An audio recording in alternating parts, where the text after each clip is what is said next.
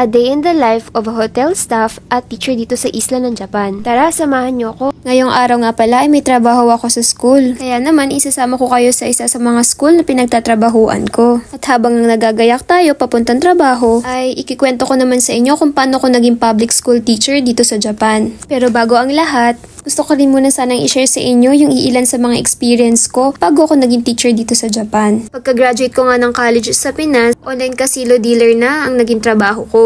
Diba ang layo sa pagiging teacher? Bago nga pala ako gumraduate, nagka-idea na ako na nag-i-exist pala yung ganitong trabaho. Working student nga pala ako magmula nung nag-second year college ako. As dakilang panganay, hayok na hayok akong kumita at tumayo sa sarili kong mga paa noon. Kaya 17 pa lang ako kung ano-ano ng racket ang pinasok ko. Ando na yung pinasok ko yung pag-e-extra sa TV, pa-crowd-crowd ka lang, padaan-daan, yung akala mo kitang-kita ka sa camera, yun pala, balikat ko lang yung kita. 24 hours yung taping, tapos yung TF namin nun is 500 pesos. Sobrang saya ko na nun. Kasi bukod sa sobrang dami ko nakikitang mga artista, feeling artista pa nga, meron akong pambaon at kahit papano may naaabot-abot ako kay mama. At dahil 17 pa nga lang ako noon, ang pag-e-extra talaga ang una kong naging trabaho. Teka, kasama na ba sa labor yung pagbubunot ng buhok sa kilikili at uban? Kasi kung oo, yung pala yung pinakauna. Natanggap ako ng 20 pesos, 50 pesos, 100 pesos sa tita ko no. Shoutout sa'yo, nanay. Eto na nga, balik tayo. Nung nag-18 ako, dun ko pinaspasan ng pag-a-apply sa Jollibee. Bida ang saya. Gusto ko talaga magkaroon ng sarili kong pera. Dahil nga mulat kami sa kahirapan, pero at the same time gusto ko makapagtapos ako ng pag-aaral, yung Jollibee yung napili kong pasukan. Nabalitaan ko kasi na priority nila ay mga estudyante. At hindi naman ako nagkamali. 4 hours duty ko sa Jollibee sa umaga, bandang tanghali, nagtatransform ako into demure student. 3 branches nga pala ng Jollibee malapit sa bahay at school namin ang napasukan ko noon. At isa nga doon itong sa Barte branch. Sabi ko talagang dito sa store na to, nahubog yung pagiging kahera ko. Sa dami ng tao, paumaga, tanghali, gabi, dinadagsa talaga ng tao. Kung hindi short, kulang sa total ng benta ng kaha ko.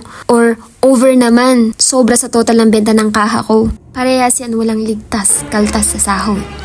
Kaya katapos na ang Get Ready With Me video, gising na ang aking princess, kaya mama mode on. Good morning. Good morning, Mama. What's this?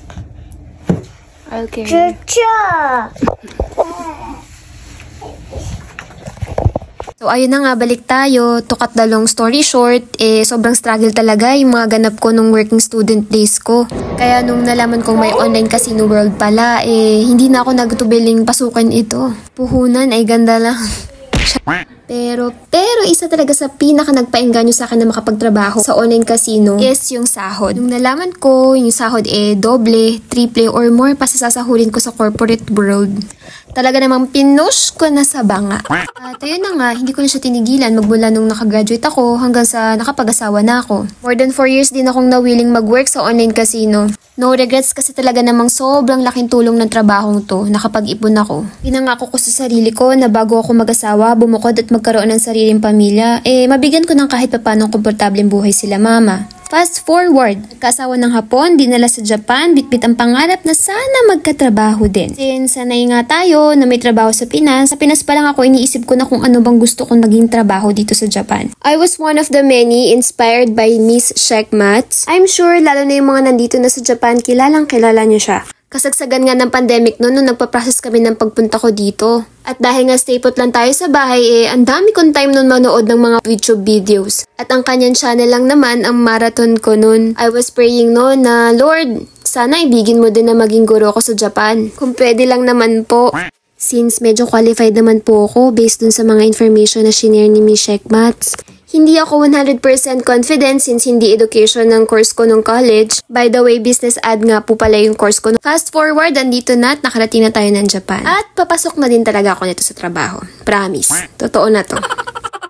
First 6 months ko dito sa Japan, pandemic pa din, buryong-buryo na ako. From city girl to island girl real quick. Sobrang laking adjustment. Hindi na ako magkanda-ugaga magsasayaw sa TikTok, upload sa Laika, kung ano-ano pa, para lang maibsan yung kaburyuhan ko. At syempre, homesick na din. Hindi po ako inobliga ng asawa ko na magtrabaho lalo na sa labas dahil meron po silang family business dito sa isla. Pero dahil pandemic nga, napakadaming restrictions, takot pa maglalabas yung mga tao, napakadalang ng mga turista. 4 months pa lang ako dito sa Japan nung napagtripan kong mag-send ng resume online. Promise, trip pa lang. Hindi ko na malayan, days after lang nang mag-send ako ng mga resume, may nag-email na sa akin na company. Nagulat na lang ako one day may tumatawag. Natatawanan talaga ako yung every time na maaalala ko, pero sorry, grabe. Sa sobrang kaba ko, hindi ko sinasagot yung tawag. Alam ko yung company yung tumatawag kasi bukod sa may email na may text pa. 2 months na nakalipas, aba tumatawag pa din sila. Sorry, my bad, pero alam ko napaka-unprofessional nung ginawa kong hindi pagsagot sa mga tawag nila. Pero ngayon, sobrang thankful ako na hindi sila sumuko. Napasabi na lang talaga ako noon na, Lord, this is it. Ito na talaga yun. Sa akin na talaga to. Maraming salamat. Doon ko talaga napatanayan na kung para sa'yo, para sa'yo. Ito, fun fact. Isa sa mga pinakadahilan kung bakit tumakas yung loob ko na mag-apply bilang teacher is pandemic. Lahat nakamask.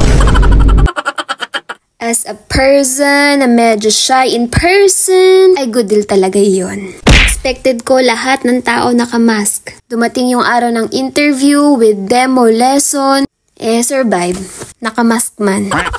Baka nagutal-utal yung English Carabao ko nun kung hindi nakamask. Fast forward nga po ulit Ito at pa-4 na taon na tayo dito sa Japan. Year 2021 nung una ako naging public school teacher dito. 8 months lang ako nagturo nun sa public school dahil pinagbuntis ko nun yung baby princess namin ngayon. Halos 3 taon din akong nawala. And here I am, I'm back. Hindi ko na talaga mapagkakailan na ito na talaga yung calling ko. Dahil sa 3 taon na wala ako sa school, talaga namang ang pag-contact sa akin ng company ko ay every year. Kung babalik na daw ba ako. Ahay, sana sinusuyo. Siyempre, nag-focus muna tayo bilang nanay ng a little bit dahil na nga din sa magandang support ng government ng Japan, which is yung daycare para sa mga bata. We decided as mag-asawa na i-take yung opportunity. Makakahalubilo ng ibang bata yung anak namin at the same time makakapagtrabaho kaming mag-asawa. No worries kasi yung trabaho ko is part-time lang naman. May times na once a week, maximum 4 days a week lang. Grabe, 12 years ago na pala since yung una ko nakapagtrabaho. Alam kong malayo na pero malayo pa. I'm so grateful sa lahat ng experience, opportunity na pinagkaloob sa akin. Alam ko lahat ng yon ay instrumento kung nasaan ako ngayon. At eto, pauwi na po ako, opo. Salamat nga pala sa pagsama today. See you in the next one. Stay awesome and keep hustling. Tadayma!